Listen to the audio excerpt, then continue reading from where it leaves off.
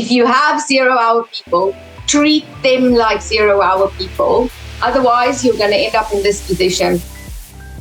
I think I might have done 5 of these in the last 2 weeks. This is where someone has accidentally created a fixed working pattern for a 0-hour employee.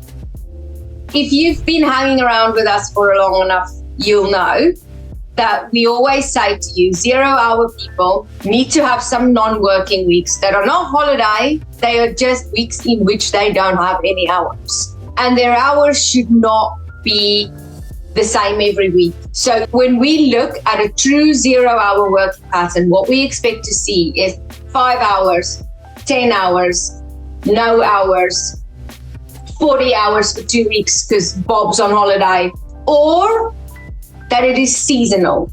So if you look back over the year, there'll be work between April and October, and there'll be no work between October and December, and then there might be 2 weeks of work in December, and then there'll be no work again until March. But even then, in the season, I still expect to see some fluctuation in their hours if they're 0 hours.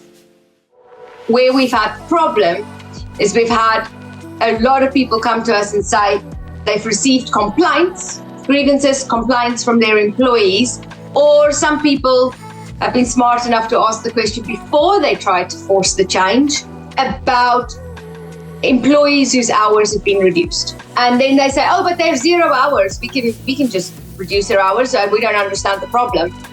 But the problem is Susie has worked 16 hours Wednesday, Friday, and every other Saturday for the last 2 years.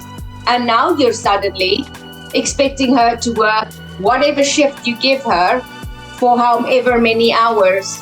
And that is sometimes 5 or 8 or 9 hours. And actually you're doing that because Susie's inflexible, because she's only working those shifts, and she has for 2 years. And what you've done is you've accidentally created a fixed working pattern with fixed weekly hours.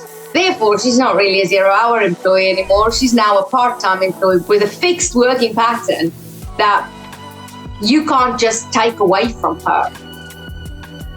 That is an issue that we're really, really seeing, like in a lot of different forms. You know, sometimes they're doing a fixed working pattern. Sometimes it's just a question that someone comes and says, I've had more than 20 hours of work every week for the last 8 months. And now suddenly I've got 5 hours of work because you've hired 2 other 0-hour people. Why have you done that? Now I don't have hours. And clubs are saying, oh yeah, but we can do that because they're 0-hour people. Well, no, you can't, because you've given that person consistent work of more than 20 hours for 8 months. We want to be really, really clear with you.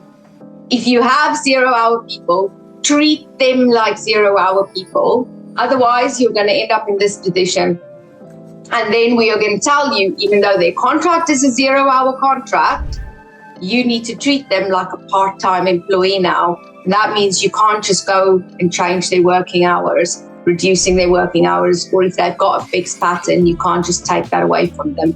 Please be careful and look at your 0-hour contracts that you do have. When you're making changes, when you know that their hours are going to be reduced because of operational changes you're making, look at those contracts first and make sure there isn't anyone that you've accidentally put in this position where they have this fixed working pattern or fixed working hours, because that's where you then end up with complaints and grievances of they've just taken my hours, they've just changed my hours, they've just forced me to do different days that I can't do. When if we handled it beforehand, you could have checked, could have discussed it, and then avoided a grievance or a complaint. Thanks for watching. If you want a free peace of mind call with us to discuss your policies, handbook, and any burning staff issues in your business, click the link in the description below.